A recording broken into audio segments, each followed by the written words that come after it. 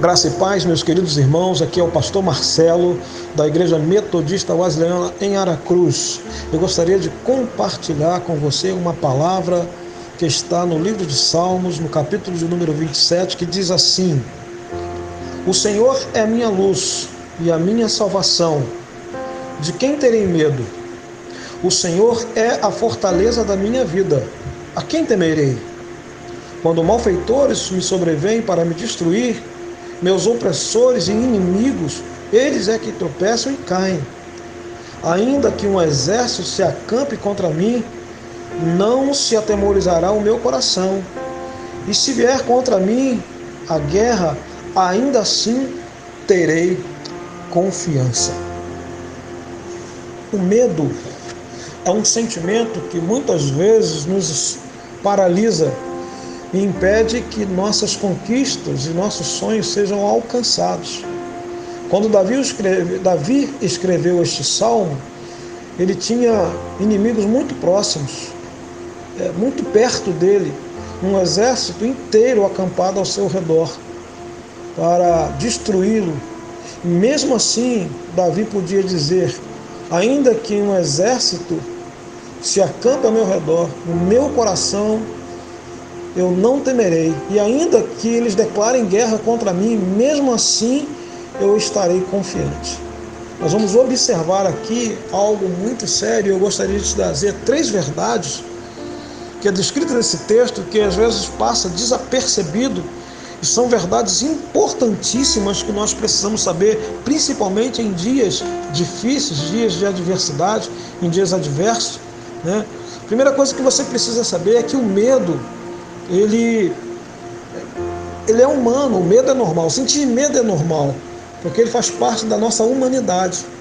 Mas mesmo em meio a situações adversas, como Davi estava passando aqui, ele preferiu confiar no Senhor. Ele abre o texto dizendo: o Senhor é a minha luz e a minha salvação. De quem terei medo? A verdade é que o medo muitas vezes nos faz parar diante das circunstâncias, diante dos problemas, diante das adversidades. Nesse momento, de maneira globalizada, né, o mundo inteiro passa por uma situação de medo, e existem pessoas que estão em suas casas porque têm medo da sua própria sobrevivência.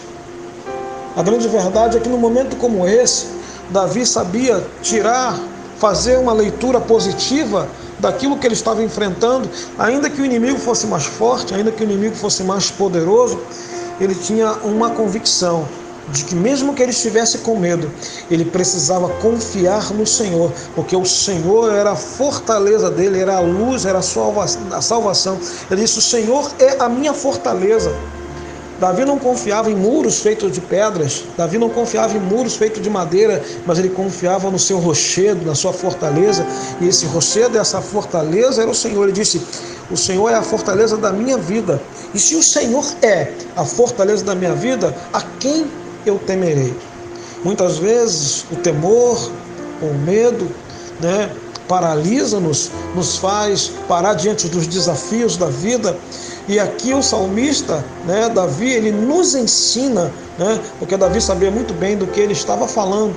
Ele estava falando de um Deus que ele conhecia e que ele tinha intimidade. Então ele nos ensina a superar os nossos medos, né? Por mais desesperador que ele pareça ser, nós devemos entender que em Deus as aparências enganam, porque o inimigo muitas vezes vem com cara de leão, ele vem com cara de urso, né? Ele vem com cara de gigante.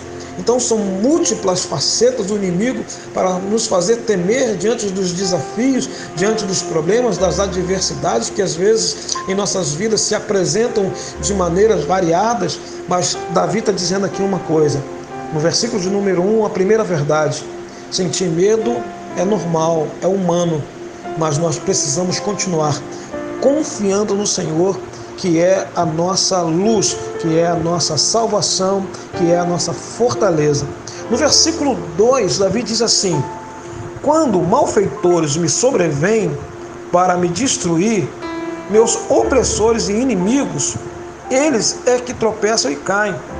Então nós precisamos ter a convicção, primeiro, é que o medo, ele pode vir em nossa vida em algum momento, porém nós precisamos confiar no Senhor. E segundo, é que o inimigo não tem a capacidade de te destruir. O inimigo não tem poder para te destruir. Ele tem poder para te persuadir.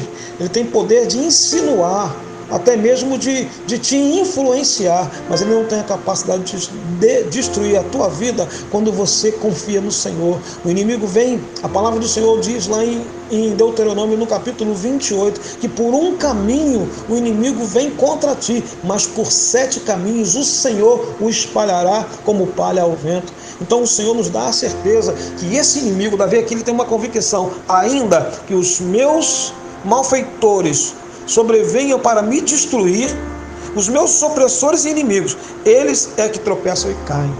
Por quê? Porque Davi tinha certeza, ele tinha uma confiança, ele disse: quem eu temerei? E ainda no versículo de número 3, ele continua falando: ainda que um exército se acampe contra mim, não se atemorizará o meu coração. O que Davi está dizendo ainda aqui? Que ainda que um exército venha contra ele, ele não vai ter medo. E ainda diz assim: ainda que eles venham guerrear contra mim, que eles incitem a guerra contra mim, ou estourar uma guerra contra mim, ainda assim eu terei confiança.